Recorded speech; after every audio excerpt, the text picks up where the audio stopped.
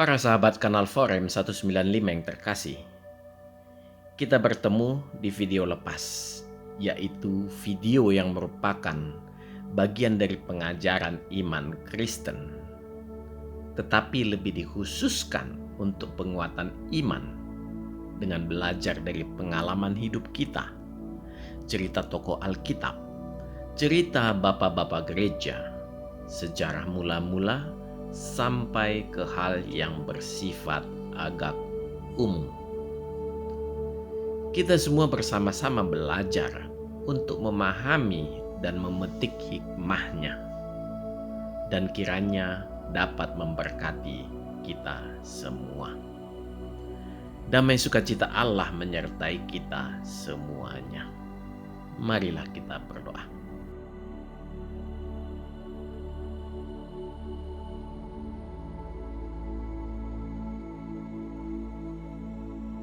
Ya Allah, ya Tuhan kami bersama-sama Tuhan ingin mengulas dan mempelajari suatu fenomena unik di negara kami yang tercinta ini, ya Tuhan, yaitu fenomena yang diakibatkan oleh kebebasan yang luar biasa. Kami memohon tuntunan Tuhan akan bangsa ini, supaya bisa saling mengerti akan keberadaan antara satu saudara dengan saudaranya yang lain. Ya Tuhan, ajari juga kami semua untuk belajar memahami dan memilih jalan yang Engkau ajarkan untuk mengasihi dan mengampuni. Terima kasih ya Tuhan. Di dalam nama Tuhan Yesus Kristus kami berdoa. Amin. Para sahabat kanal Forum 195 yang terkasih, inisiatif awal penulisan ini berangkat dari diskusi beberapa orang mengenai fenomena unik di negara kita ini. Kalau kita perhatikan kejadian akhir-akhir ini, betapa begitu mudahnya orang-orang saling menghujat dengan latar belakang agama. Salah satu topik yang cukup intens dalam diskusi tersebut adalah fenomena tentang tuduhan Alkitab palsu. Ditambah lagi adalah bagaimana sikap kita sebenarnya merespon tuduhan tersebut, serta bagaimana cara kita memandang Alkitab. Mengingat pada sebagian agama, kitab sucinya sedemikian disakralkan, walaupun sebenarnya kalau kita mau berpikir cerdas, sebenarnya hanya sekedar klaim, hiasan bibir semata. Topik terakhir dalam diskusi yang tak kalah menarik adalah sebuah pertanyaan yang muncul. Siapa sebenarnya yang harus bertanggung jawab atas kehidupan setelah mati? Apakah Allah, pemerintah, pemuka agama, pengajar agama, atau personal? Hujat-menghujat ini merupakan suatu hal yang pasti tidak pernah dibayangkan oleh pendiri-pendiri negara kita ini akan bisa terjadi.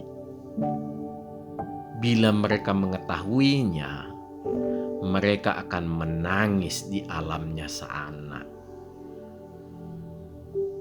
Karena niat awal mereka mendirikan negara ini adalah untuk mengeliminir seminimal mungkin peristiwa-peristiwa seperti ini terjadi. Mereka sangat paham warga negara ini begitu beragam. sehingga mereka mencari dari menggali akar budaya bangsa ini untuk dijadikan sebuah ideologi yang sesuai untuk mempersatukan. Pada awalnya, tulisan ini sebenarnya hendak saya beri judul, "Apakah benar Alkitab palsu?" Untuk menjawab begitu banyaknya narasi-narasi yang sengaja diciptakan tanpa ada dasar, hanya asal ngejeblak dan terus digaungkan dengan bangganya dari satu penceramah ke penceramah lain.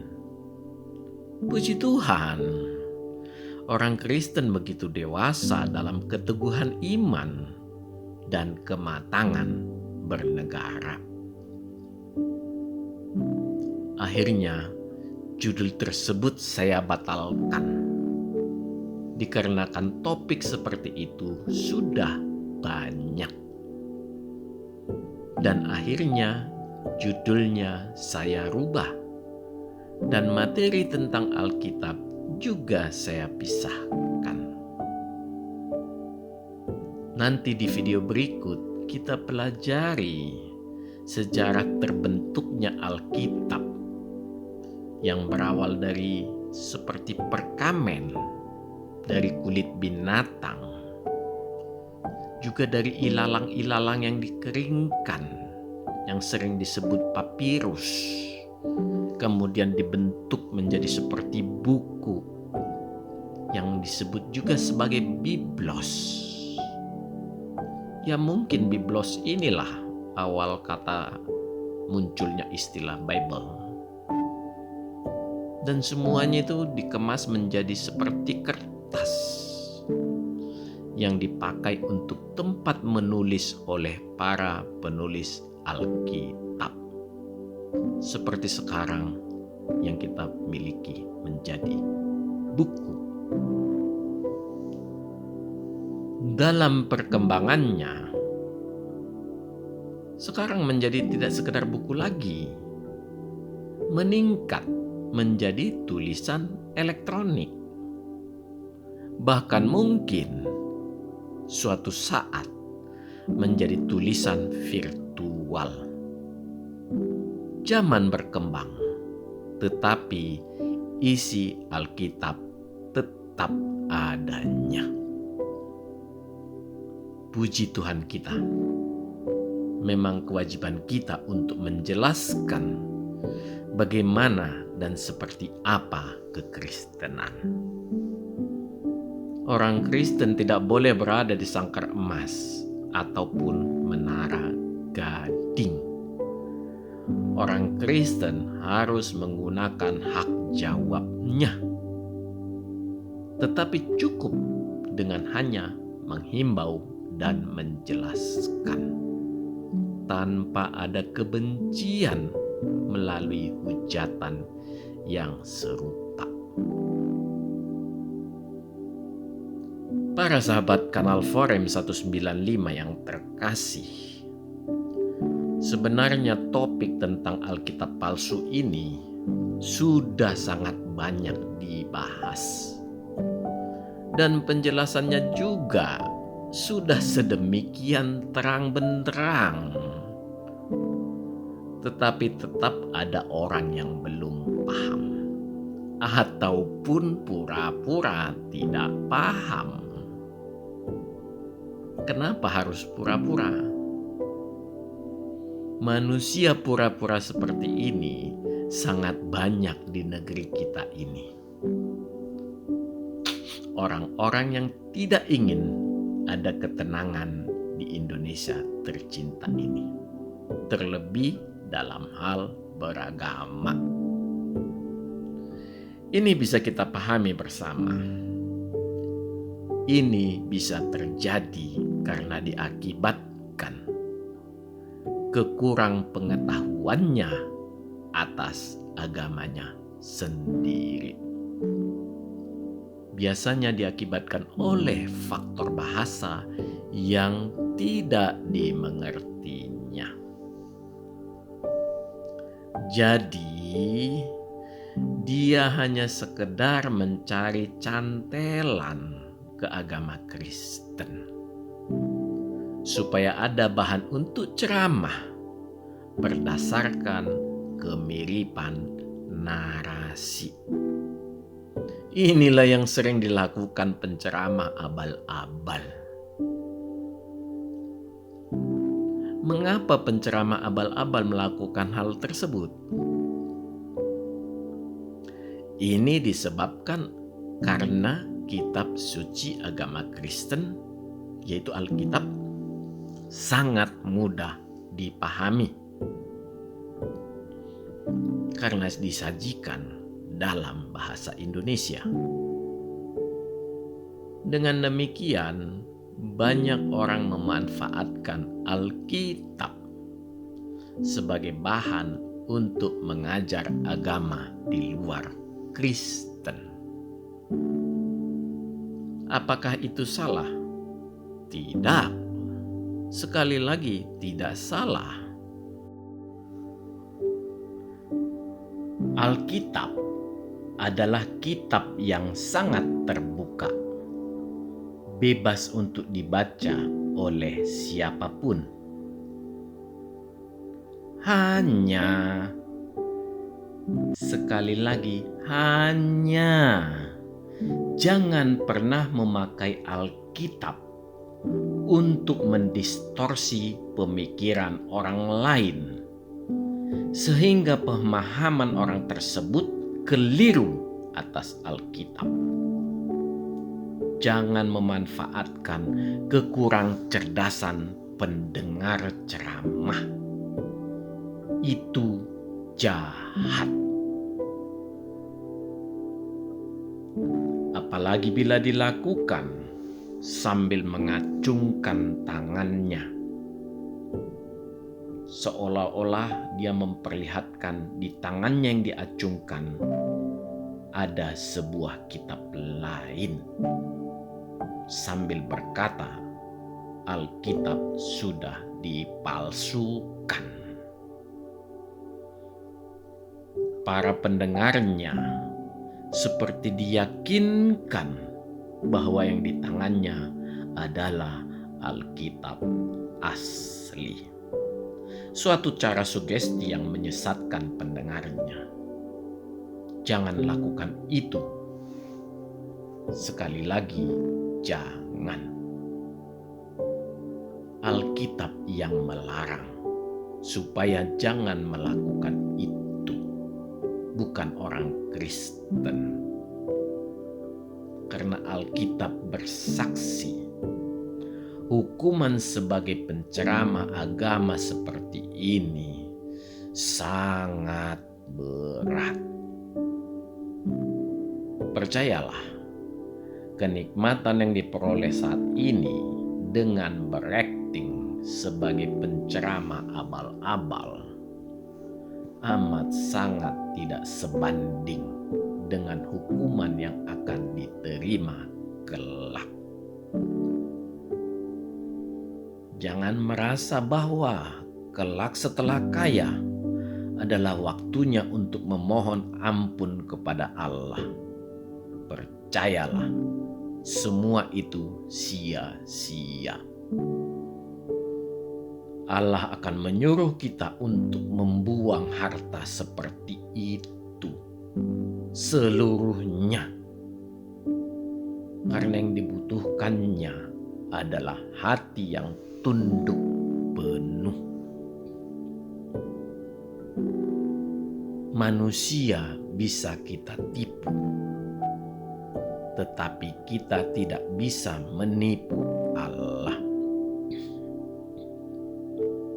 Kita harus sadar, semua laku kita di dunia ini tercatat di langitnya Allah. Seluruhnya. Tidak ada yang tidak diketahuinya, karena Dia Maha segalanya. Ya, Allah Maha Segalanya. Keberanian tidak perlu ditampilkan dengan wajah garang. Karena kalau kita tetap melakukan itu, lawan kita adalah Allah. Gentarlah kepada Allah dan berhentilah melakukan itu. Hidup di dunia ini hanya sebentar. Hidup kekal yang selamanya kita alami. Tinggal kita yang menentukan sekarang untuk mengenali Allah kita masing-masing. Apakah yang akan diberikan Allah kepada kita sebagai konsekuensi mengikuti Dia? Pelecehan apapun yang dilakukan penceramah abal-abal, orang Kristen tidak perlu ikut emosi, cukup mengelus dada.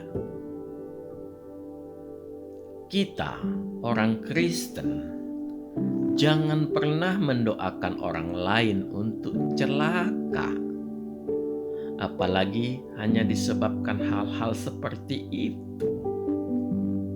Itu suatu hal yang sangat sia-sia. Mengapa demikian? Karena Allah kita adalah Allah damai sejahtera. Dia kudus. Yang keluar dari Dia adalah hal-hal yang kudus. Hal-hal yang sangat baik. Ini harus kita pahami sebagai orang Kristen. Sehingga jangan pernah memohon kepada Allah bila bukan hal-hal yang kudus. Bahkan Tuhan menyuruh supaya kita mendoakan musuh kita. Ya, suatu perintah yang sangat berat karena berkaitan langsung dengan keangkuhan hidup, ketinggian hati, kesombongan. Ya, tapi itulah kekudusan Allah. Dia meninjau hati, bukan sebatas di perbuatan lagi. Saudara-saudara sebenarnya dapat mengikuti video yang berisi tentang hal berdoa yang baik dan benar di kanal Forum 195. Marilah kita lanjutkan. Allah dan Alkitab kita tidak perlu dibela. Dia Allah yang hidup.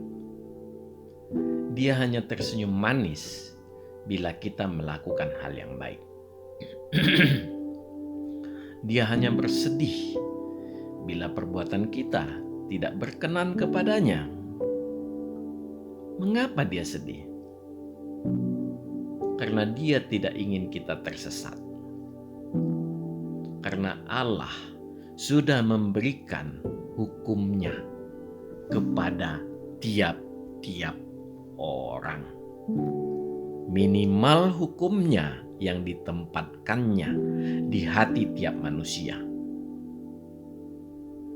Itulah nafas hidup dan roh manusia yang diberikan Allah ketika menciptakan manusia pertama. Sehingga kita berakal budi segambar dengan Allah. Roh manusia, roh yang abadi, berawal di manusia dan akan kembali ke Allah setelah kita mati. Dengan memahami ini, mari kita atur kebebasan masing-masing. supaya kebaikan kita memancarkan sinar ilahi kembali, supaya Allah tersenyum atas perbuatan kita.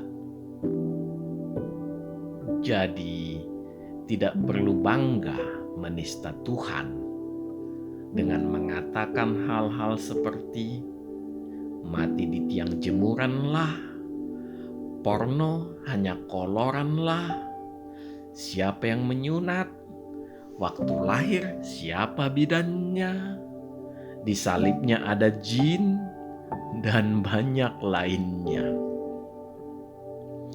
Tuhan tidak terganggu. Apapun yang kita perbuat tidak akan mempengaruhi eksistensi Tuhan. Dia tetaplah Tuhan. Malahan, kita yang semakin jauh tersesat dan sangat sulit untuk menemukan jalan kembali.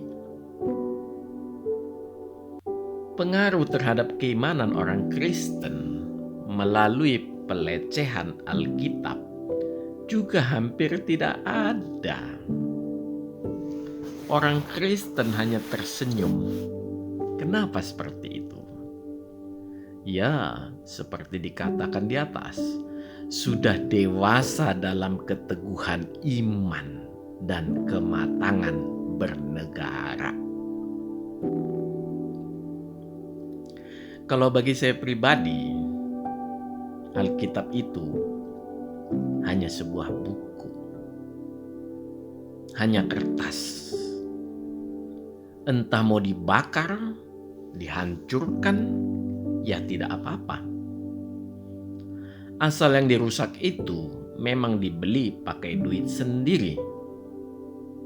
Saya tidak tertarik melihat perbuatan seperti itu, hanya kasihan. Ya, hanya kasihan atas pemahamannya yang dangkal. Tetapi bila yang dirusak bukan miliknya sendiri, ya hukum negara harus jalan. Seberapa banyak yang dirusak, ya harus dibeli lagi dari Lembaga Alkitab Indonesia. Sangat simpel sebenarnya. Kalau bagi saya, yang bersangkutan tidak perlu dipenjara, dipersekusi, atau bahkan minta maaf sekalipun tidak perlu. Bagi saya pribadi, itu tidak penting. Tidaklah baik menghukum orang karena kebodohannya. Mengapa harus dibeli dari Lembaga Alkitab Indonesia? Ada indikasi pada saat-saat sekarang ini ada orang yang mengeluarkan Alkitab yang berbeda benang merahnya dengan Alkitab keluaran Lembaga Alkitab Indonesia. Yang saya tekankan di sini adalah benang merahnya, bukan bahasa.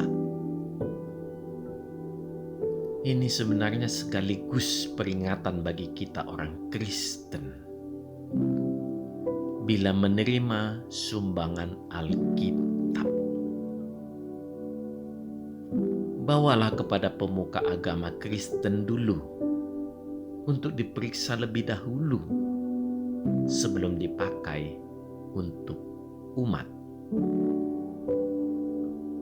Alkitab sejak nubuatan Allah pertama sekali yang dicatat di kitab Kejadian memiliki kesinambungan sampai kitab Wahyu. Itulah benang merah Alkitab. Mengenai bahasa, saya tidak tertarik membahasnya.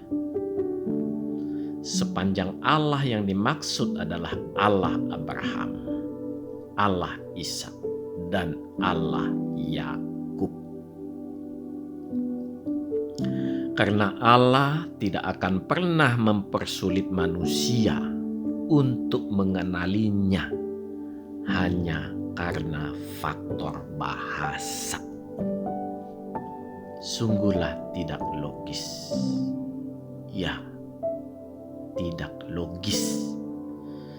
Bagaimana umat bisa mengenalinya secara pribadi karena tidak bisa saling mengenal secara langsung karena bahasa yang berbeda.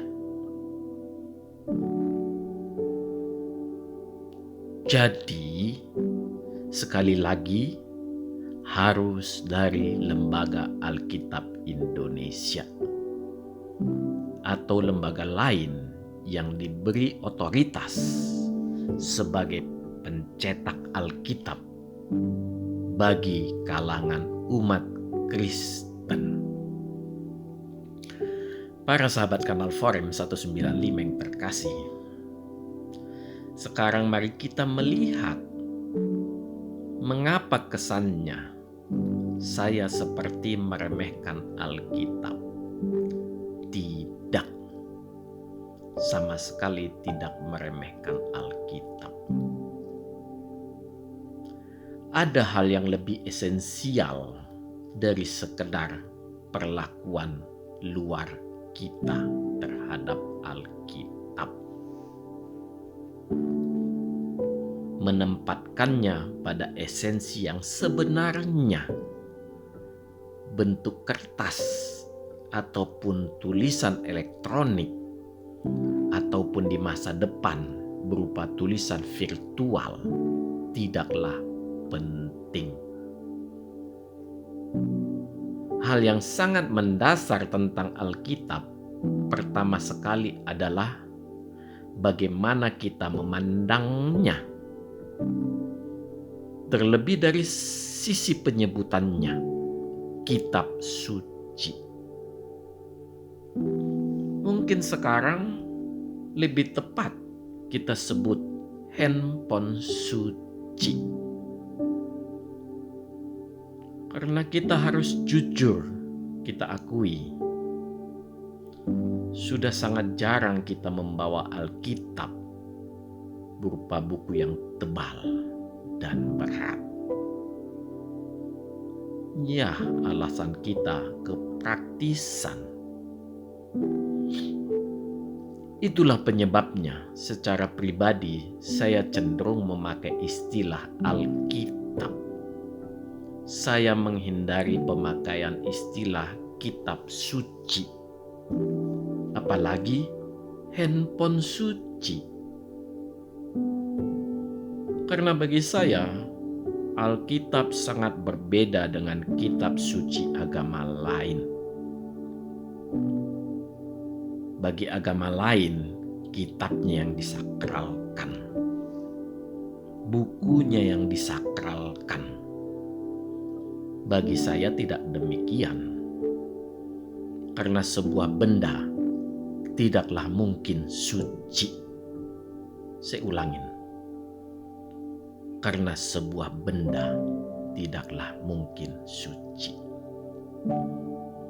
Apalagi tangan saya yang berdosa memegangnya. Kita harus mengerti kesucian dalam standar Allah. Kalau kita menaruh hormat, ya, saya sangat setuju. Dikarenakan proses historis yang tertulis di dalamnya. Alkitab bagi saya menjadi suci apabila firman menjadi rema, menjadi hidup ketika saya membacanya. Baik dalam bentuk buku maupun elektronik. Firman itu berbicara kepada saya, memberi penerangan kepada saya sehingga saya mudah memahaminya. Dia menjadi suci dan hidup. Orang Kristen harus semakin cerdas. Jangan sibuk dengan klaim-klaim yang tidak berguna. Kembalilah ke esensi bertuhan. kita harus mulai belajar untuk mengenali Alkitab kita. Jangan pernah kita menyebut bahwa seluruh Alkitab adalah firman Allah. Jangan. Karena di situ banyak kata-kata manusia, surat-surat, cerita sejarah. Secara ekstrim, iblis juga berkata-kata di situ. Bila kita ingin lebih mendekat dengan rema tersebut secara fisik, kita bisa mendekatkan diri dengan mendatangi situs-situs, naskah-naskah, gulungan-gulungan kitab yang masih sempat dipegang oleh tangan para bapa penulis Alkitab ataupun para rasul. Bila kita ingin secara rohaniah, berdoalah ketika membacanya. Firman akan menjadi rema yang hidup. Alkitab adalah kertas atau tulisan elektronik seperti di handphone. Buatlah dia menjadi kertas atau buku atau handphone yang suci dengan mengundang Roh Kudus ketika membacanya. Sama halnya suatu tempat yang tidak suci, yaitu semak duri, menjadi suci ketika Allah hadir di hadapan Musa dalam bentuk semak duri yang terbakar. Jadi, kehadiran Allah yang mensucikan. Firman yang menjadi rema yang mensucikan. Sangat berbeda dengan Taman Eden. Tempat tersebut memang suci sebelum manusia jatuh ke dalam dosa. Ketika jatuh ke dalam dosa, Allah langsung mengambil alih Taman Eden supaya tidak berada di dalam kubangan dosa. Apakah demikian kita memperlakukan Alkitab kita? Apakah demikian kita memperlakukan handphone kita? Jadi saudara-saudara yang terkasih, janganlah kita sibuk mensakralkan Alkitab kita, bahkan sampai menyimpannya dalam box atau peti emas. Emas kita mungkin murni 24 karat, tetapi Alkitab kita akan lapuk dimakan waktu. Kembali saya katakan, buatlah Alkitabmu menjadi suci dengan mengundang Roh Kudus ketika membacanya. Karena firman menjadi rema, hidup di dalamnya. Tulisan itu menjadi hidup, menerangi hati kita. Pertanyaannya bagi kita, seberapa sering kita membuatnya suci?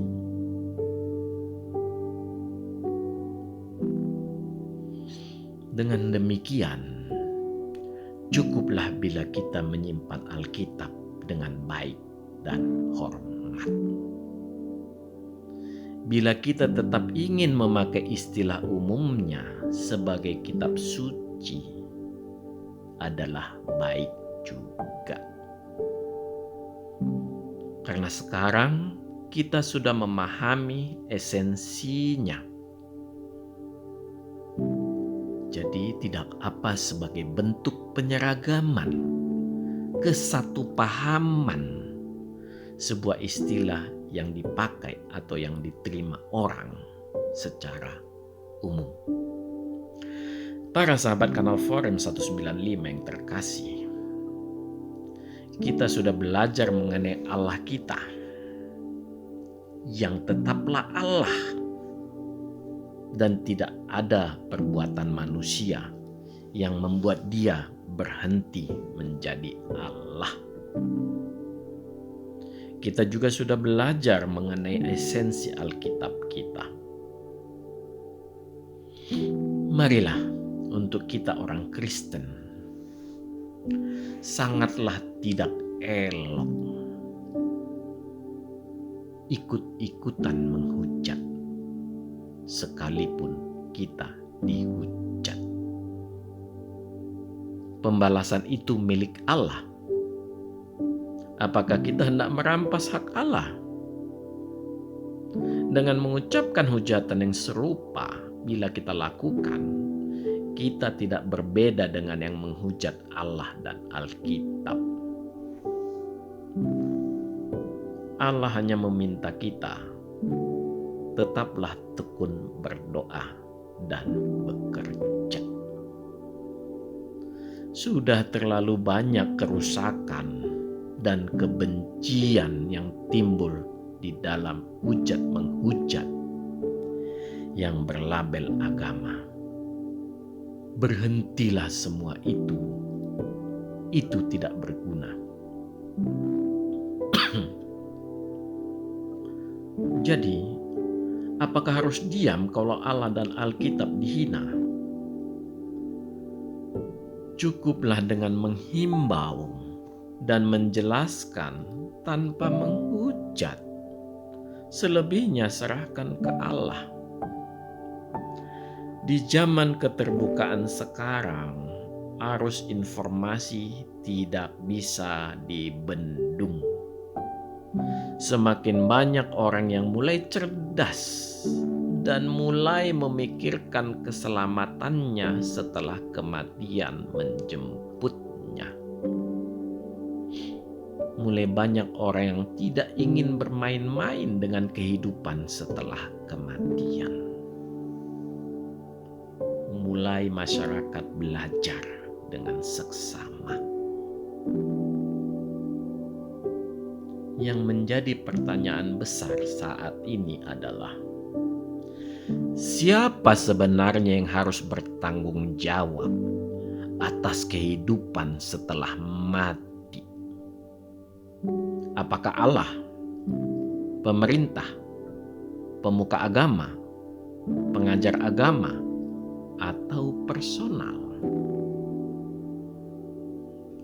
Kalau kita katakan Allah, jawabannya jelas tidak. Sekali lagi tidak. Allah menciptakan manusia untuk mengekspresikan kemuliaan Allah. Kejatuhan ke dalam dosa adalah suatu pilihan-pilihan yang ada di hadapan manusia. Bisa terjatuh dan bisa tidak terjatuh. Allah tidak pernah merancang manusia untuk jatuh ke dalam dosa.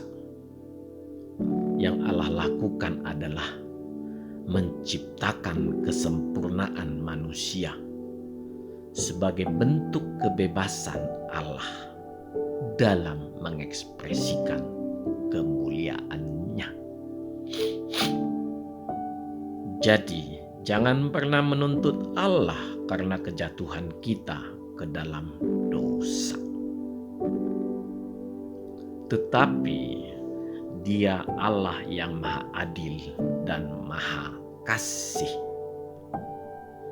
Dia tahu manusia tidak mampu keluar dari dosa, dan Dia memberi jalan keluar.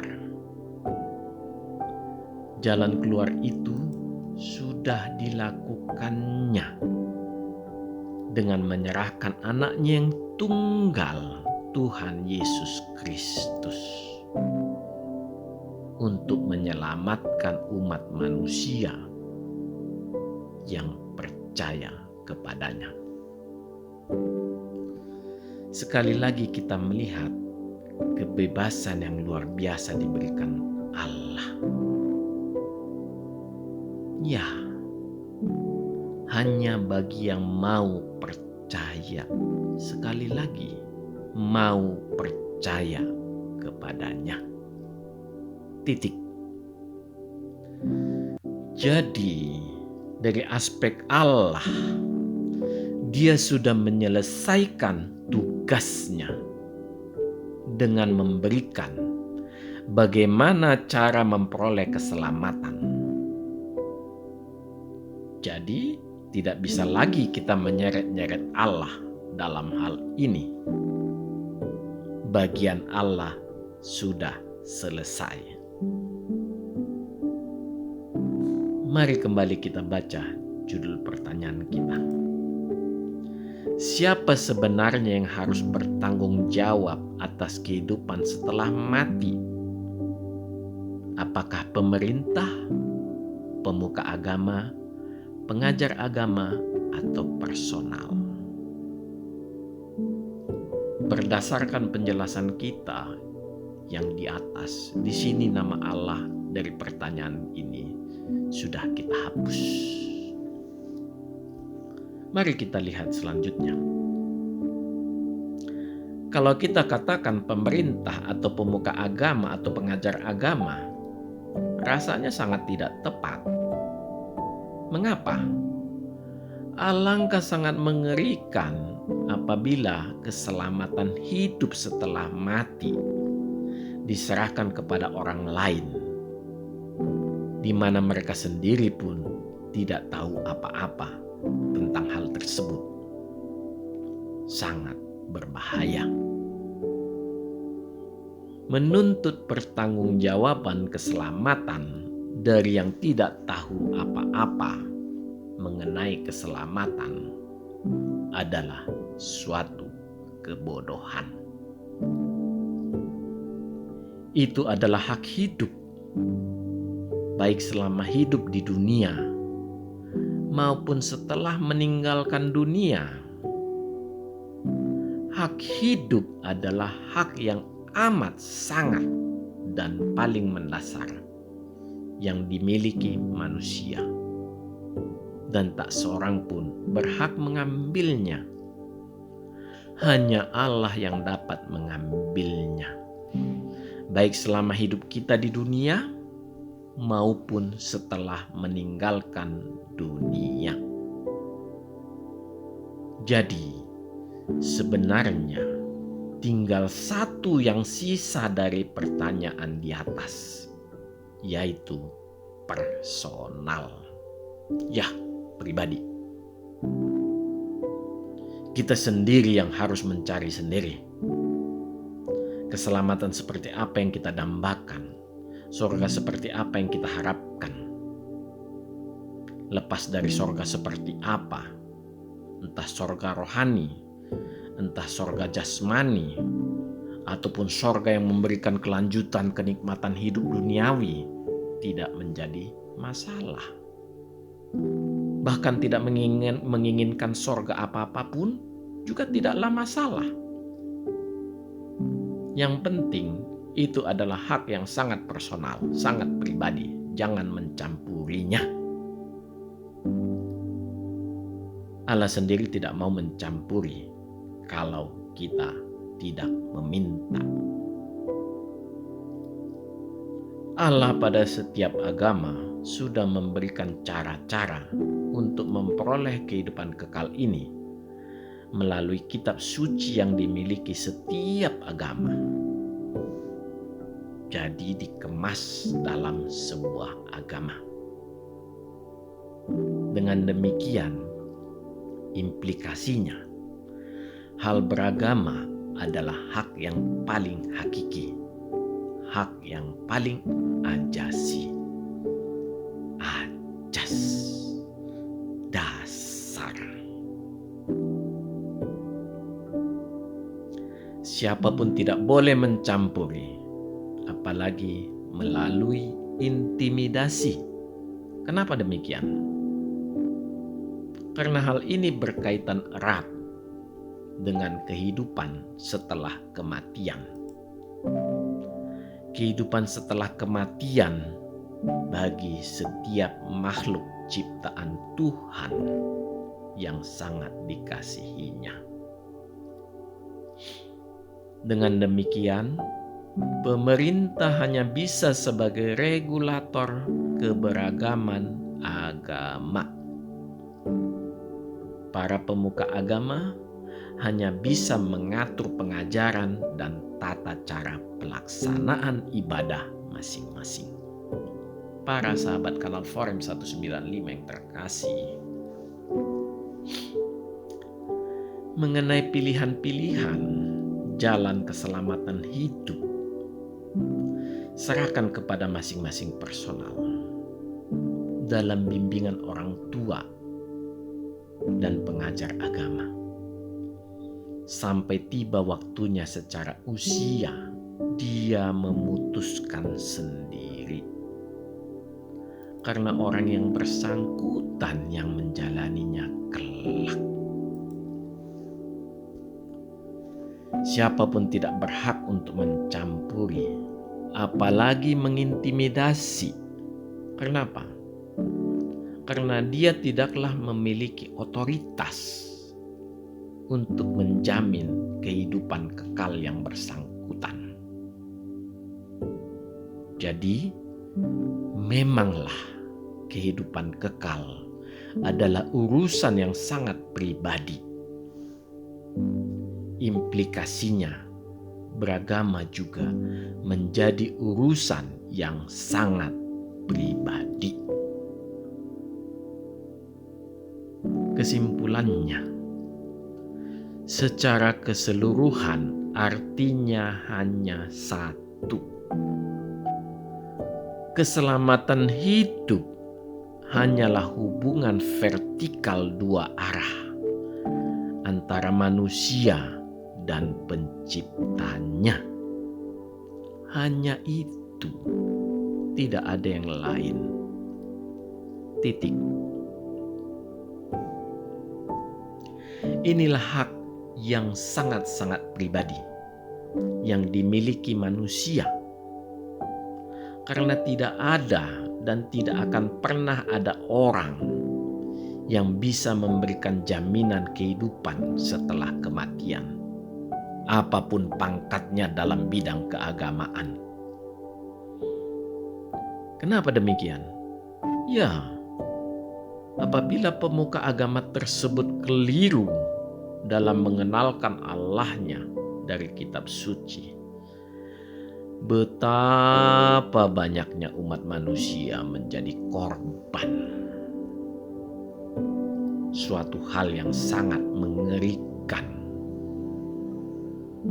Siapa yang bertanggung jawab bila semua terseret dalam api neraka yang kekal? Jadi, berhentilah sebagai penentu manusia mana yang masuk surga atau neraka. Percayalah, engkau tidak punya kuasa atas hal tersebut. Allah sendiri memberikan kebebasan yang sedemikian bebas kepada manusia sebagai ciptaannya, makhluk ciptaannya yang paling mulia. Pertanggungjawaban di akhir nanti yang dituntutnya, dan itu adalah pertanggungjawaban tiap-tiap orang, bukan kolektif. Kita ingat di video-video sebelumnya, Hawa yang dirayu iblis yang berwajah ular, tetapi semua terkena kutuk dosa. Bukan hanya yang terlibat saja, termasuk tanah sekalipun yang tidak tahu apa-apa. Hanya karena Adam terbuat dari debu tanah, kutuk merembet ke seluruh makhluk hidup lain melalui rantai makanan. Tidak ada lagi Taman Eden. Yang ada adalah dunia yang penuh semak belukar. Bila saat penghakiman datang, tidak ada lagi penyesalan dan menuding sana dan menuding sini, menyeret orang ke sana dan menyeret orang ke sini untuk ikut bertanggung jawab. Tidak, itu tidak akan terjadi. Allah hanya menunjuk tiap-tiap hidung. Mengapa engkau melakukan dosa? Dengan demikian, sekali lagi kita ulangi, tidak ada dan tidak akan pernah ada orang yang bisa memberikan jaminan kehidupan setelah kematian. Yang bisa memberikan itu hanyalah pribadi yang dapat memiliki kuasa atas kehidupan dan yang memiliki kuasa atas kematian. Itu hanya bisa diberikan satu-satunya manusia tanpa dosa yang pernah lahir di dunia ini. Dialah Tuhan Yesus Kristus. Jalinlah hubungan pribadi dengan Dia. Amin. Marilah kita berdoa. Allah yang baik, kami sudah menuntaskan pembahasan kami, Tuhan. Bagaimana berlaku sebagai orang Kristen untuk turut memberikan jawaban menyejukkan atas problem hiruk pikuk di negeri kami ini, ya Tuhan. Yang terlebih banyak menyudutkan kami sebagai umat-Mu. Tuhan, berilah kami kekuatan yang daripada Engkau saja untuk memampukan kami selalu menjawab dari ketulusan hati kami. Terpujilah selalu nama-Mu yang memang seharusnya selalu dipuji. Dalam nama Tuhan Yesus Kristus, Raja Damai, kami berdoa. Amin. Tuhan memberkati kita semua. Tuhan memberkati negara kita. Saudara-saudara terkasih, marilah kita memasuki saat teduh sejenak.